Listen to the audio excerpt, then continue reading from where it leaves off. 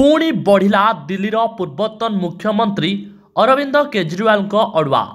दिल्ली मद नीति मामलें केजरीवाल विरोध में मामला रुजु लगी अनुमति। प्रवर्तन निर्देशालय को अनुमति देले lieutenant governor LG Bhike Saxena. 5 December में ईडी केजरीवाल विरोध में मामला रुजु पाई अनुमति मागिथिले।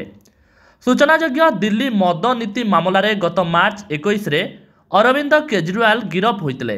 गत सेप्टेम्बर 13 रे जेल रु मुकुली केजरीवाल।